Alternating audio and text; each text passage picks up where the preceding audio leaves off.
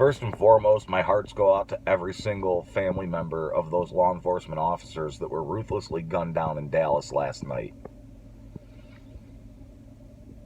I cannot believe that I watched that on the news. This Black Lives Matter shit has to stop. How about all lives matter? Our law enforcement officers put their lives on the line every day to do their job and keep us safe. And you'll cry racism at every chance because our president has allowed you to do so, and he's also pandered to you. He has divided us in every facet of our lives into the smallest groups possible, so we will never stand united. He's done it on purpose because if we don't stand united, we can't fight against what he's doing to our country. And it's interesting to me. It's interesting to me that all cops are racist and bad and hands up, don't shoot. But most of the examples have been proven to be justified. I'm not saying there's not mistakes. I'm not saying that there aren't bad cops out there. There are.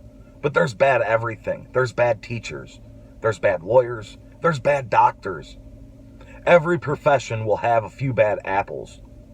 But to classify all of our law enforcement as bad apples simply because a couple have made mistakes, or because in this digital age we all have cameras on our phones and we see 10 seconds of a 5-minute situation and assume we know all the facts, is ridiculous. I guarantee you that if somebody jumped into your house with a gun, you would be praying that the police get there quickly. If you were standing in a line in a bank to cash your paycheck today on Friday, which is a lot of people's payday, you'd be praying for the police to get there. It's so hypocritical to say, oh, they're bad, but when the shit hits the fan, I guarantee you want them there behind you. We have been divided. We have been divided, and the next step is to be conquered. That's what's going on here.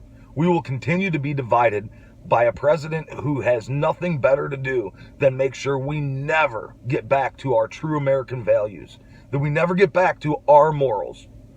We need to stand up as a country and say we are Americans. I don't care if you're red, white, yellow, black, blue, it doesn't matter.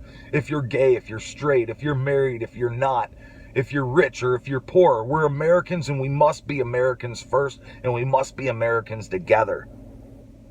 We need to take our country back. We need to get back to what made us great in the first place. We will never reach the goals and hopes and aspirations of our founders if we don't stand together as Americans.